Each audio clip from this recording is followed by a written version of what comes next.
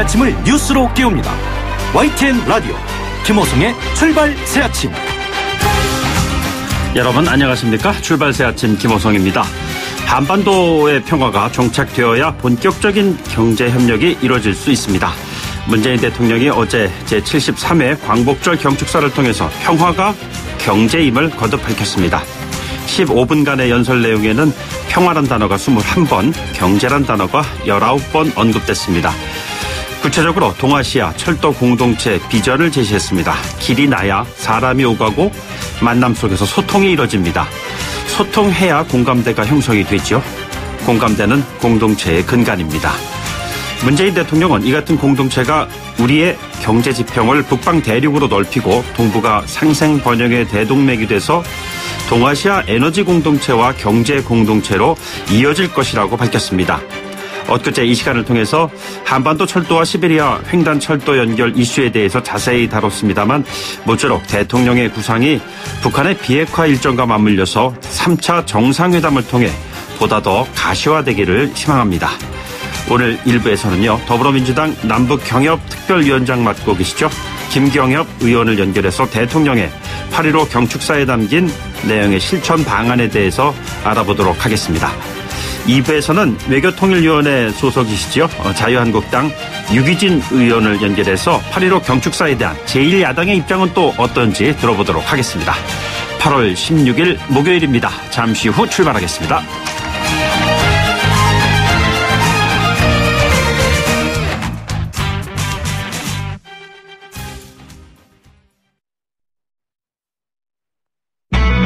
YTN 라디오 김호성의 출발 새아침. 네, 지금까지 들어온 뉴스 오늘 꼭 아시면 좋을 뉴스 정리해드리도록 하죠. 시사평론가 이종원 박사 나오셨습니다. 어서 오십시오. 네, 안녕하세요. 네, 마침내 어제 밤늦게 김경수 경남지사에 대해서 구속영장이 청구가 됐습니다. 네, 그렇습니다. 허익범 특별검사팀이 어제 드루킹과 댓글 조작을 공모했다는 혐의, 그러니까 컴퓨터 등 장애 업무 방해 혐의입니다. 네네. 그래서 김 지사에 대해서 구속영장 청구를 했고요. 그 매크로를 활용한 댓글 작업에 대해서 인지를 했다. 예. 특히 킹크랩 시연에는 있었다라고 네네. 판단을 내린 겁니다. 오사카 총영사 등 그 인사 청탁 역시 드루킹 일당의 댓글 작업에 대한 김 지사의 대가성 인사 제안으로 간주를 했다고 합니다. 네네. 영장 실질 심사는 17일 정도에 열릴 것으로 내일이네요. 그러면은 네, 예상이 되고 있고요. 그럼 모레 새벽 정도의 결과가 나올 가능성이 높죠. 네네. 김 지사는 페이스북에 유감 표명을 했습니다. 너무나 당연한 기대조차 특검에서는 무리였나 봅니다. 예. 진실 특검 얘기하지 않았습니까? 글쎄요. 예. 근데 결국 알고 보니 정치 특검이었다. 본인은 이렇게 판단을 내리는 것 같고. 네네. 법원이 현명한 판단으로 진실을 밝혀주시길 기대합니다라고 썼습니다. 송인배 정무비서관에 이어서 어제 그 백원호 청와대 민정비서관도 참고인 신분으로 소환 조사를 했고요. 네네. 김 지사와 드루킹 간의 인사청탁 의혹에 대해서 조사를 한 것으로 전해지고 있습니다. 예. 내일 밤 그리고 모레 새벽쯤 구속영장 청구 여지가 어떤 결과를 나오느냐 지켜봐야 될 것 같습니다. 예, 그리고 남북 이산가족 상봉 행사 앞두고 선발대는 어제 출발을 했습니다. 네, 그렇습니다. 지금 통일부 관계자들 그리고 금강산 관광 관련해서 시설 관리해온 그 현대해상 관계자들 포함해서 한 18명 정도 어제 이제 우리 동해선 남북 출입국 사무소를 경유해서 금강산으로 이제 들어갔고요. 이미 지금 거기서 개보수 작업을 진행 중인 인력이 있습니다. 네네. 그래서 서로 합류해서 상봉행사 끝날 때까지 체류할 것으로 이렇게 알려지고 있고요. 이번 21차 남북 이산가족 상봉은 20일부터 22일까지 1차 상봉. 네네. 24일부터 26일까지 2차 상봉. 이런 식으로 진행이 됩니다. 네네. 우리 측 방문단 인원은 총 93명이고요. 예. 북측 참가단은 88명 네네. 이렇게 정해졌습니다. 그리고 이 동해지구 남북 군 통신선도 8년 만에 어제 복구가 됐고요. 예. 또 지난 13일부터 경의선 그리고 경원선 동해선 도로 현지 공동조사도 시작을 했거든요. 네네. 어제 또 마침 문재인 대통령이 동아시아 철도 공동체 제안하지 않았습니까? 예, 예. 또 경기도 강원도 접경지역 통일경제특구 제안도 했는데 네네. 그와 관련한 밑작업을 쭉 해서 남북 정상회담에 임하겠다. 네네. 이렇게 읽힙니다. 예. 보통 정상회담이 개최되고 나면은 이제 이산가족 상봉이 이루어지고 이산가족 상봉이 이루어지면 그 다음에 이제 뭐 경제 협력에 관한 이슈가 또 언급이 되고 뭐 이러는 수순이 뭐 예전에도 그랬는데 이번에도 비슷하게 전개가 되는 것 같습니다. BMW 차량 운행 정지 명령이 이제 오늘부터 실행이 되는데 문제는 이게 지금 리콜 대상이 아닌 차량에서 불이 나고 있다는 거잖아요. 네, 그렇습니다. 어제도 불이 났습니다. 네네. BMW X1에서 이제 불이 났는데 이게 리콜 대상이 아니었다라는 거죠. 예. 그동안 이제 화재가 발생한 BMW 차량이 이제 40대 정도인데 리콜 대상 아닌 차량이 11대나 된다는 겁니다. 예. 그렇다고 해서 뭐 이들 차량까지 다 운행 정지 명령을 내릴 수도 없고 네네. 그래서 이제 국토부가 이제 고민을 하고 있는 그런 그 상황이고요. 결국 리콜이 모두 끝난 뒤에 화재 발생 추이를 좀 봐야 하는 그래서 그때까지는 각자 조심할 수밖에 없는 상황입니다. 예, 예. 그리고 이제 오늘 그 대상 차량 리스트를 국토부가 각 지자체에 이제 통보를 하고요. 예. 그러면 이제 차주에게 등기 우편으로 안전진단 그리고 운행정지 명령서를 발송을 하게 되는데 이렇게 되면 대략 이제 다음 주 초 정도부터 실제로는 효력이 발생하지 않겠냐 이런 네네. 얘기인데요. 그런데 지금 남은 대상 차량이 한 10,000대 정도거든요. 예. 그래서 이번 주 중에 사실은 다 안전진단 받으면 실제로 뭐 이렇게 명령서가 별 의미가 없는 예. 이런 상황이 될 수도 있습니다. 네. 아무튼 뭐 520D 차량 뒤에 이렇게 서 있다 보면은 다른 차선으로 좀 변경을 해야 된다 뭐 이렇게 얘기하시는 분들까지 있어요. 영아 질식 사고가 이제 지난번에 화곡동 어린이집에서 있었는데 추가 피의자가 있었다고요? 네, 그렇습니다. 영아를 이제 몸으로 하게 눌러서 이렇게 네네. 잠재우려고 했던 건데 결국은 이제 숨진 그런 사고 아니겠습니까? 그 보육교사를 일단 아동학대 처벌에 관한 특례법 위반, 아동학대 치사입니다. 네네. 그 혐의로 이제 구속 기소를 했고 그 원장이 쌍둥이 언니로 알려져 있죠. 예. 그 원장과 담임 보육교사 역시 좀 방조한 혐의로 해서 불구속 기소를 해놓은 그런 그 상황인데요. 그런데 이게 추가 조사를 쭉 하다 보니 지난달 4일부터 18일 사이 네네. 한 24회에 걸쳐서 영아 8명을 대상으로 이불을 뒤집어 씌우고 몸을 껴안고 뭐 이런 거를 이제 한 사실을 확인을 한 겁니다. 예. 그러니까 이게 학대 행위죠. 왜 그랬냐라고 이제 경찰이 물으니까 아이들 빨리 재워야 되고 그래야 나도 옆에서 좀 편히 쉴 수 있기 때문에 그렇게 했다. 그러니까 이게 일종의 아이를 재우는 방법으로. 그러니까 그럼 이분은 그냥 겁니다. 이 상태로 만약에 모르는 상황에서 갔다면 계속 이랬을 거 아니에요? 그런 거죠. 예. 네, 그런 겁니다. 그래서 지금 이제 경찰 쪽에서도 추가로 더 그 CCTV 그 분석을 해서 또 더 피해자가 있는지를 좀 확인 중인데요. 이런 정도면 뭐 거의 모든 영아가 대상이었다 이렇게 볼 수 있을 것 같고 또 이게 지난해 발생했던 영아 질식사 사고하고도 패턴이 비슷해요. 네네. 그때도 보면 이제 보육교사가 아이를 좀 빨리 재우기 위해서 위에서 좀 누른 그런 것이 드러났거든요. 예.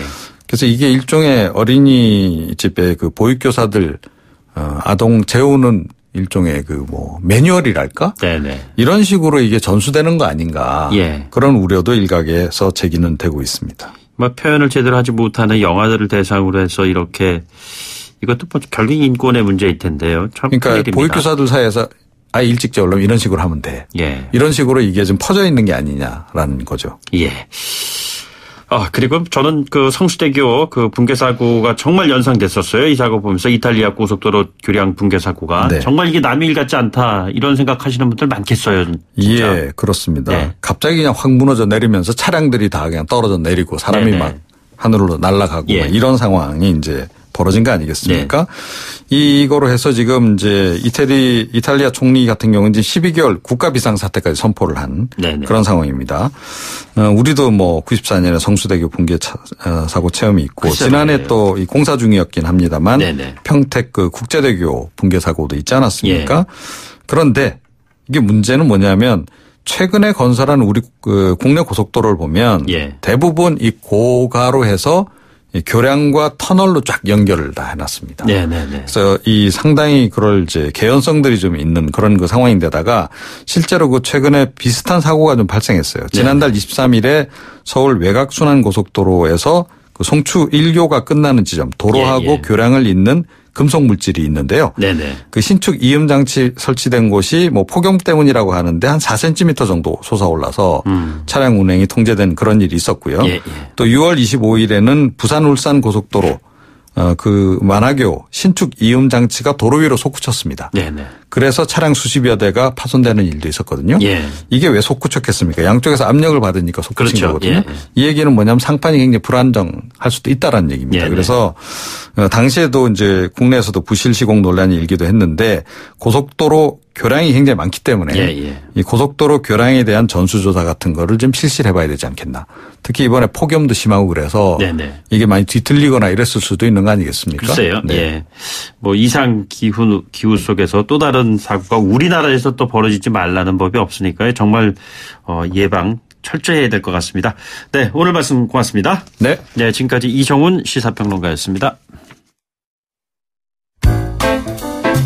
여러분은 지금 FM 94.5MHz로 방송되고 있는 YTN 라디오 김호성의 출발 새 아침을 듣고 계십니다. 의견 주실 분은 짧은 문자 50원, 긴 문자 100원의 이용료가 드는 휴대전화 메시지 샵 0945, 우물정 0945번으로 의견 남기실 수 있습니다. 네, 앞서 오프닝에서도 이야기했습니다만 어제 문재인 대통령이 광복절 경축사를 통해서 남북관계 발전이 한반도 비핵화를 촉진시키는 동력이다. 우리가 주도적인 노력을 하겠다. 뭐 한반도 평화 협력을 위한 구상을 밝혔습니다. 주목할 만한 점은요. 남북 간 경제 발전의 중요성을 거듭 강조했다는 얘기입니다. 남북 경협으로 최소 170조 원 효과가 있을 것이다. 이런 언급도 했고요. 더불어민주당의 남북경협특별위원장을 맡고 계시는 분이시죠. 김경협 의원 전화로 연결해서 이야기 나눠보도록 하죠. 안녕하십니까? 안녕하세요. 김경협입니다. 네, 의원님 뭐 지난번에도 저희가 연결했을 때 남북경협은 김경협 뭐 이렇게 말씀하셨잖아요. 예. 정말 경협이 중요한 이슈입니다. 예, 저도 남북경협의 역사적 사명을 띠고 태어난 것 같습니다. 아, 그렇군요. 이름에서부터요. 대통령 메시지는 뭐 평화가 곧 경제다. 뭐 이런 등식이 충분히 성립된다라는 내용이었어요. 보니까. 네. 170조 원이라는 구체적인 그 액수까지도 제시를 하셨고요. 자, 남북 경협의 중요성을 강조한 이유, 의미 어떤 거라고 보시는지요? 우선 우리 지금 한국 경제 입장에서도요. 네네. 한국 경제가 장기 저성장의 국면에 접어들고 있다고 하는 게 이미 2013년에 조사연구소에서도 이제 그렇게 쭉 나와 있는데. 네네. 이것을 탈출할 수 있는 유일한 활로가 남북 경협이다 이렇게 보고 있거든요. 네네. 특히 이제 남한의 자본 기술과 북한의 저렴한 노동력이 결합해가지고 우리 지금 어려운 한계 기업이 중소기업이 새로운 활로를 마련할 수 있고요. 네네. 그다음에 철도 도로 연결 사업을 통해서 물류 경쟁력을 획기적으로 강화시켜낼 수 있고. 예. 그다음에 중국이나 동북 삼성의 그 인구를 감안한 1억 이상의 내수 시장을 만들어낼 수 있다는 점. 그리고 시베리아의 가스나 전기 같은 것들을 확보함으로써 안정적으로 에너지 자원을 확보해서 한국 경제의 새로운 동력으로 만들어갈 수 있다 이렇게 보고 있지요. 네네네. 예. 자, 근데 이게 지금 판문점 선언에서 합의한 철도 도로 연결이 올해 안에 착공식 갖는 게 목표다. 아주 구체적으로 언급이 됐어요. 이게 지금 철도 공동체 얘기까지 나오면서 큰 관심사인데요. 예. 근데 이게 북한의 비핵화 이야기는 또 특별한 진전이 없다라는 지적도 있거든요. 이것이 서로 연결돼 있는 이슈라고 저희들은 판단하고 있는데 별도로 이렇게 진전이 될 수가 있을까요? 우선 뭐 서로 연결돼 있는 이슈로 봐야 되고요. 네네. 그래서 이제 원론적으로는 지금의 대북 제재 상황에서 나사못 하나까지 제재를 받고 있지 않습니까? 예. 그래서 실질적으로 좀 어려움은 있다라고 보는데 그런데 지금 남북 공동 연락사무소와 같이 제재의 예외로 설치되고 있는 예외로 인정받을 수 있는 것들이 있고요. 네네. 그다음에 판문점 선언 자체가 긴밀한 한미 공조를 통해서 이루어졌기 때문에 일정 정도 철도 도로 연결 사업이나 이런 것들도 미국하고 국제사회하고 조율을 하면은 네네. 충분히 연내 추진이 가능하다 이렇게 보고 있습니다. 아, 그렇습니까? 이게 이제 예. 우리가 너무 좀 한 발 앞서 나가는 것이 아니냐라는 그런 지적이 있는데 그 지적에 대한 답변이라고 판단을 해도 될까요? 예. 우리가 주도적으로 이끌어 가야 할 문제이고요. 네네.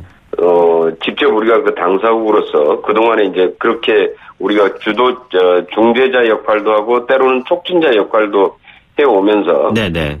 우리가 지금 이 한반도 문제를 풀어가기 위해서 일정 정도 국제사회 전반에 있어서 주도적인 역할을 해왔기 때문에. 예.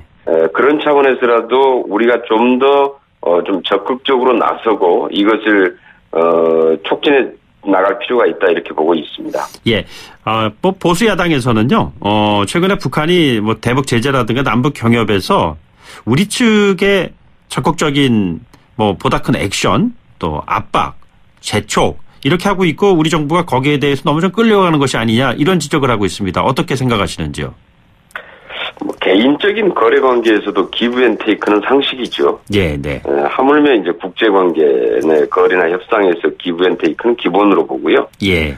어느 일방이 일방적으로만 요구해서는 성사되기는 어렵다 이렇게 보고 있습니다. 그래서 비핵화의 진전이나 남북 관계의 발전을 위해서라도 이것은 상호 서로 보완적으로 작용한다고 봐야 되고. 예. 그래서 일정 정도 이 부분도 북한이 선제적인 조치들을 몇 가지 취해오는 게 있었지 않습니까? 네네. 핵실험을 중단하는 문제랄지, 예. 핵실험장이나 그다음에 이 미사일 실험장, 풍계리 이런 걸 폐기한 거랄지, 예. 미군 이해를 송환한 거랄지 이런 것들에 대해서 일정 정도 이 조치에 상응하는 또 조치가 함께 취해져야 서로 비핵화와 남북관계의 발전 이런 것들이 서로 상호 보완적으로 계속 에스컬레이터 될 수 있을 것이다 이렇게 보고 있어요. 예. 이 대북 제재 관련하고 철도 연결된 관련된 이슈에 한 중간 정도에 있는 것 같은데요. 이 북한 석탄 반입한 문제가 최근에 이제 불거지면서 북한의 거래를 도운 중국 또 러시아 해운사에서 해운사에 대한 대북 제재 이런 것들이 추가되면서 대북 제재가 강화됐는데 철도 연결이라는 것은 주변국들의 협조 그리고 서로 연계된 그런 정책적인 도움이 없이는 불가능하잖아요. 그런데 이 같은 분위기에서 어떻게 이 상황을 판단하고 계시는지요? 일단 미국의 입장은 제재는 제재이고. 예. 그다음에 과거에도 역시 이제 제재가 진행됐지만은 남북 관계에 있어서 좀 특수성들이 인정돼서 제재의 예외 대상으로 인정받았던 경우들이 사례들이 있었거든요. 네네. 그래서 이제 그런 문제들은 우리가 이제 미국과의 조율 그리고 그 유엔하고의 미리 사전에 잘 협의를 할 필요가 있을 것으로 보고 있고요. 네네. 그다음에 그래서 제재를 해야 될 부분에 대해서는 명확히 해 나가되 그러나 또 제재의 예외 사항으로 인정받을 수 있는 부분들은 또 인정을 받아서 우리가 또 남북 관계를 일정 정도 진전시켜내면은 네네. 이 남북 관계의 발전이 한편에서 북한이 우려하는 체제 안전에 대한 위협의 문제를 어느 정도 해소함으로 인해서 예. 북한의 비핵화를 또다시 촉진시켜낼 수 있는 이런 역할을 할 수 있기 때문에 그것을 항상 이렇게 살아있는 생물체로 보고 함께 진전시켜내려고 해야지. 네네. 어느 하나만 가지고는 잘 안 될 것 같거든요. 예. 예. 자, 그러면은 남북 간의 중재자 역할 넘어서서 촉진자 역할까지 지금 하면서 9월에 3차 남북 정상회담이 열리게 되면요. 지금 판문점 선언 그러니까 4.2절 판문점 선언보다 한 단계 좀 업그레이드된 또 다른 선언이 좀 나올 수가 있을까요? 우리가 불과 작년 연말까지만 해도 정말 전쟁 위기까지 갔던 한반도 상황에서 네네. 4.27 판문점 선언은 아주 기적과 같은 선언이었는데요. 네네.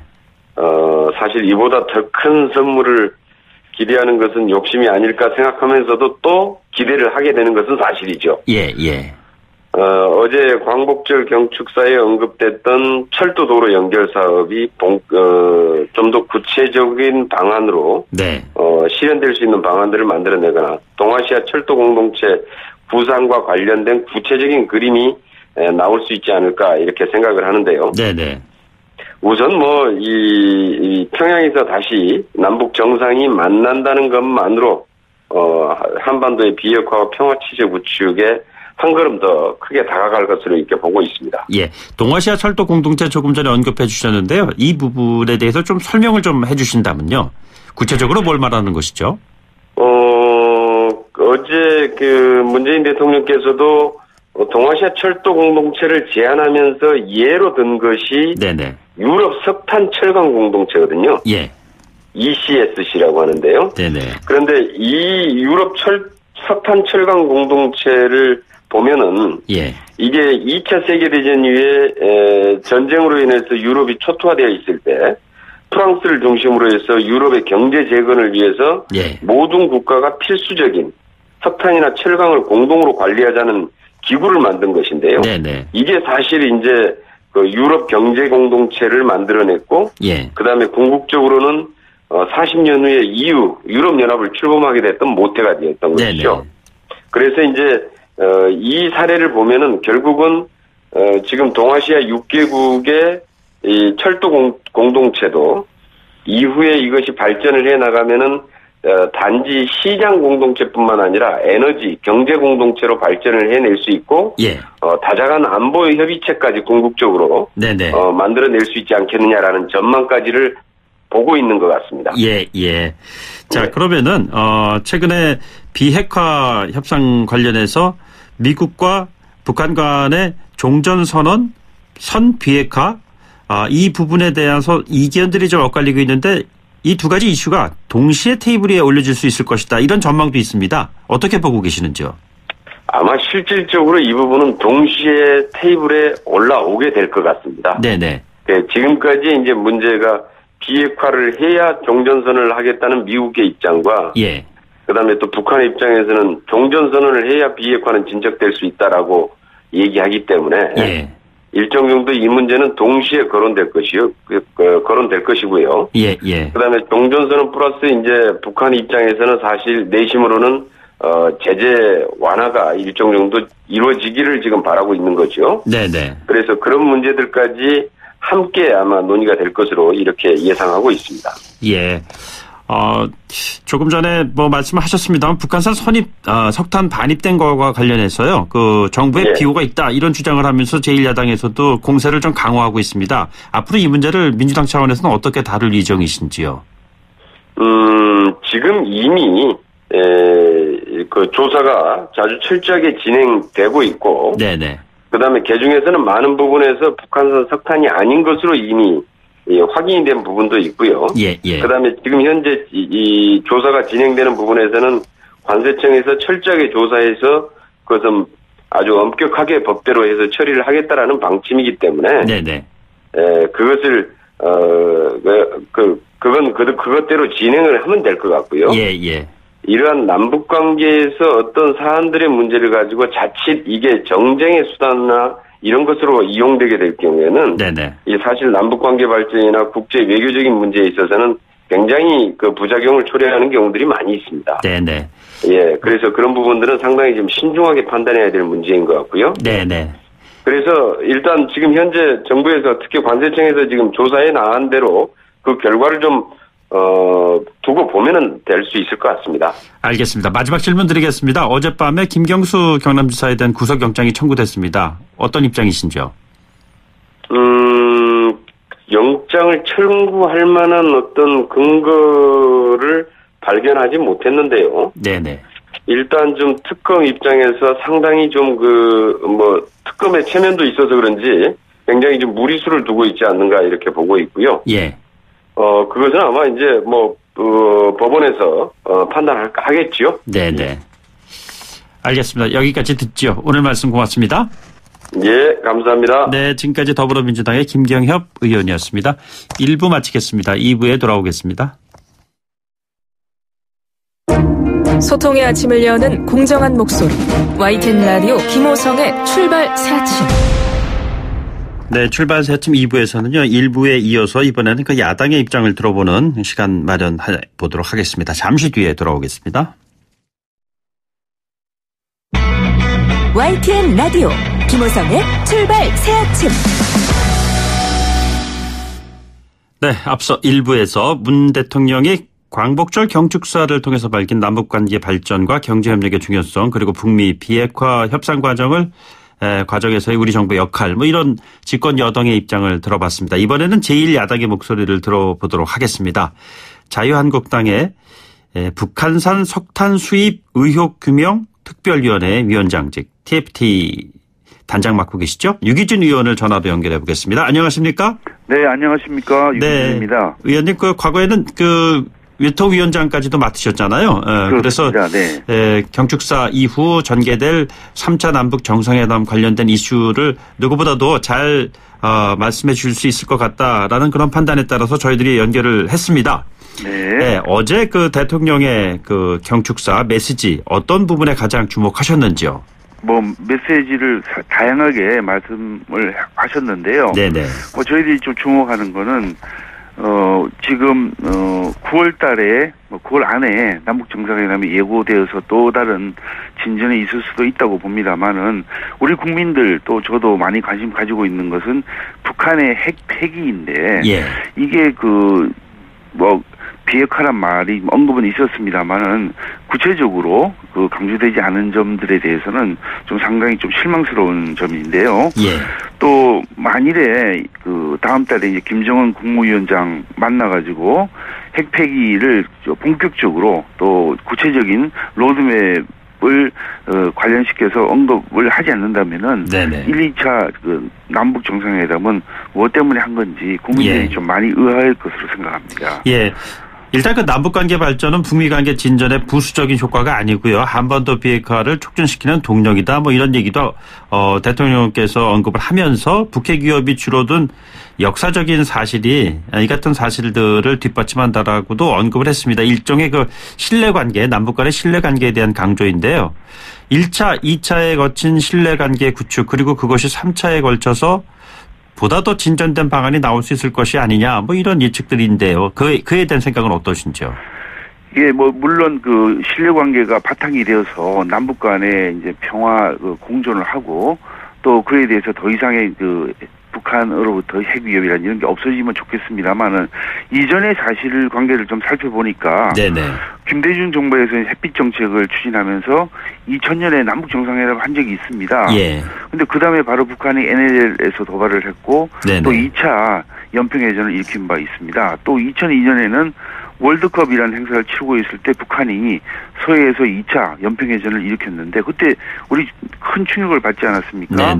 그리고 노무현 정부 때 2006년에는 북한의 1차 핵실험이 있었는데 그때 보면 북핵 위협이 줄어든 건 아니고 오히려 북핵 위협이 그때 본격적으로 시작된 그런 상황인데 그래서 이게 남북관계가 좋았던 시기에 북핵 위험이 줄어들었다. 이것은 도대체 어떤 것을 근거로 말씀하신 건지 저 상당히 좀 의문인데 근데 이제 기본적으로 남북 사이에 신뢰관계가 서로 구축이 되고 그에 근거해서 남북 사이에 불필요한 오해가 생긴다든지 이런 게 없는 상태에서 본격적으로 북핵 폐기가 추진된다. 그러면 이건 굉장한 진전이라고 할 수 있겠죠. 근데 현실은 그에 대해서 접근하는 것 같은 생각이 좀 들지 않습니다. 근데 그 같은 남북관계 갈등 구조가 악화일로로 치달았다면은 지금 현재 펼쳐지고 있는 남북 정상회담 1차, 2차, 3차까지 가는 것이 가능했을까요? 그 부분은 이제 어쨌든 4월 달에 한번 만났었고 또 지난번 5월인가요? 두 번 이렇게 만나서 이제 신뢰관계가 어느 정도 형성이 된다고 한다면 좋겠습니다만은 우리 국민들이 현재 바라는 것은 북한의 현재 핵무기는 도대체 몇 개가 있고 어느 곳에 있고 또 폐기를 하게 된 이후에 핵을 제조할 때 사용됐던 우라늄, 플라토늄을 어떻게 처리할 것인지 또 핵을 제조할 수 있는 능력을 가진 핵과학자들은 어떻게 소개할 것인지 이에 대한 것이 이제 언급할 때가 됐는데 네네. 그런 부분들에 대한 언급은 지금 없지 않습니까? 예, 그래야지 예. 이게 북핵 폐기에 이르는 것인데 네네. 우리가 그 북핵 폐기를 구호로만 말로만 한다고 해서 되는 게 아니지 않습니까? 네네.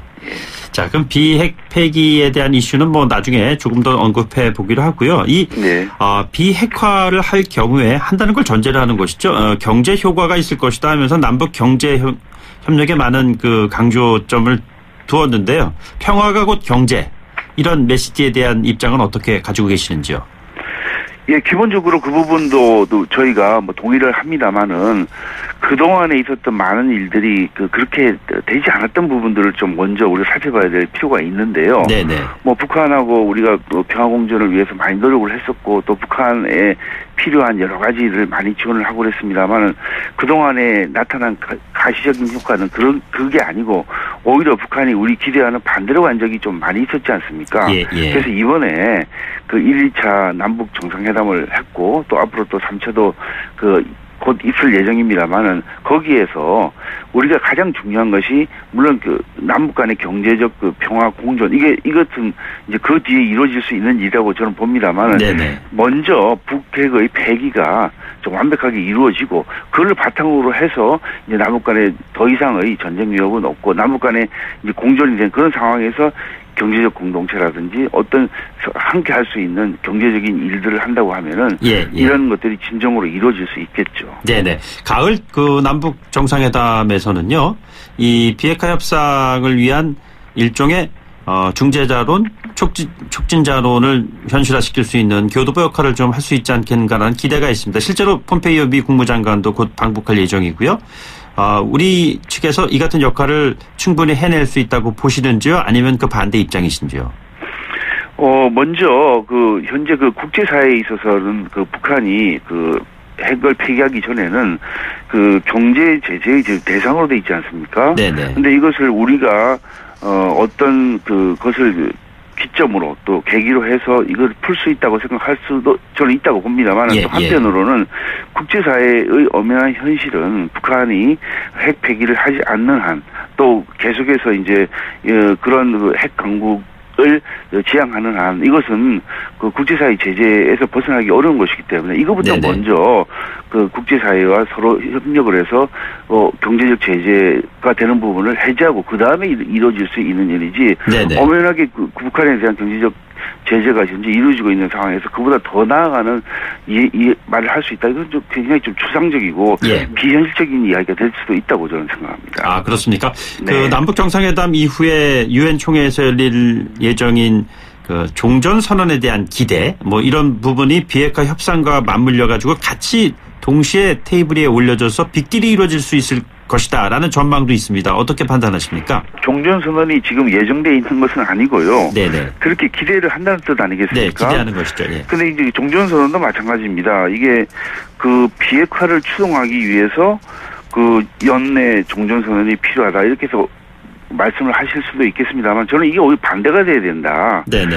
이게 종전선언이라는 것은 결국 비핵화를 앞당기기 위해서 한다고 한다면 오히려 반대가 돼야 북한이 핵이 폐기될 수 있는 그런 상황을 만들고 그러면 자연스럽게 종전선언이 될 수 있는 것이지 종전선언을 먼저 한다면은 종전선언으로 인해서 그 이후에는 이제 우리 대한민국의 방위 공약이 약화될 수도 있고 네네. 또 오히려 주한미군 철수 근거가 마련된다면 이것은 북한의 핵 폐기가 그 이후에 추동되기는커녕 오히려 반대가 될 가능성이 많고 오히려 핵 폐기를 위한 대북 압박이 약화되는 결과가 될 수 있을 것이거든요. 네네. 그래서 그렇다고 한다면은 이게 종전 선언의 전제라는 것은 일단은 북한의 핵 폐기가 완전히 이루어져야 됩니다만은 예. 만일에 그 핵 폐기 시간이 많이 걸리기 때문에 그게 완전한 핵 폐기까지는 기다리기가 너무 길다고 한다면은 네네. 적어도 북한이 가지고 있는 핵 리스트가 제출이 되고 또 언제까지 어떤 식으로 단계별로 제거하겠다는 로드맵 또 타임테이블이 나와야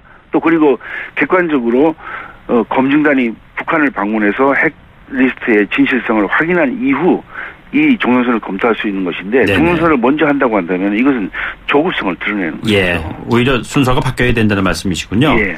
자, 지금 북한산 그 석탄 수입 의혹 관련된 중책을 맡고 계시는데요. 국정조사 필요한 사안이라고 보시는 건지요? 예, 저는 그렇게 생각합니다. 이 관세청이 지난 10일 이제 북한산 석탄 수입 관련 이제 중간 수사 결과를 발표했는데 의혹이 해소되기는커녕 오히려 의혹이 좀 더 많아질 수 있다. 그렇게 좀 보고 있고요. 이게 지금 북한 이제 뭐 여러 가지가 있습니다만은 네네. 북한산 석탄을 수입할 때 제출했던 원산지 증명서가 지금 위조됐다는 것이 나왔고요.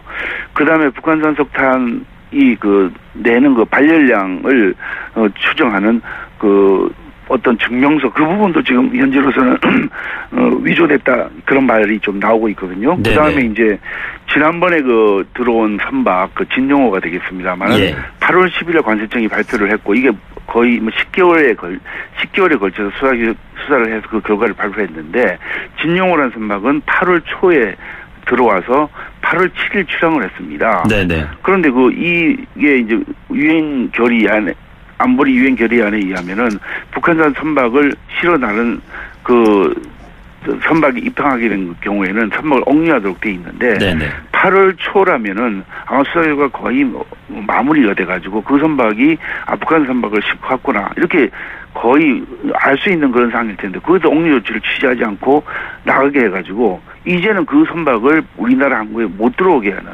입항 금지 조치를 취했거든요. 네네. 그래서 이런 것을 모아서 본다면 저는 이거 단편적인 것만 이야기했습니다만 네. 전체적으로 이걸 내용을 진실을 알아보려고 한다면은 네네. 국정조사 더 나아가서 청문회 그런 것도 필요하다고 생각합니다. 국정조사 나아가서 청문회까지 이야기하는 부분에 대해서는 너무 좀 지나친 것이 아니냐 오히려 정치 공세다 이게 국익을 해치는 행위다라는 지적에 대해서는 어떻게 생각하고 계세요? 어떤 면이 국익을 해치는 건지는 제가 이해를 못하겠습니다만 오히려 이런 의혹들이 있는 부분을 철저히 진상을 규명하고 또 우리나라도 유엔 결의에 따른 안보리 결의에 따른 제재 조치를 충분히 이행을 하고 있고 북한산의 광물이 우리나라에 들어오지 않고 있다 이런 것을 오히려 밝혀서 국제사회의 신뢰를 회복하고 또 그런 조치들이 계속해서 진행이 된다는 것을 알려줘야만 우리나라의 국익에 부합하는 것이 뭐가 국익에 부합하지 않는다는 건 제가 이해를 못하겠습니다. 예,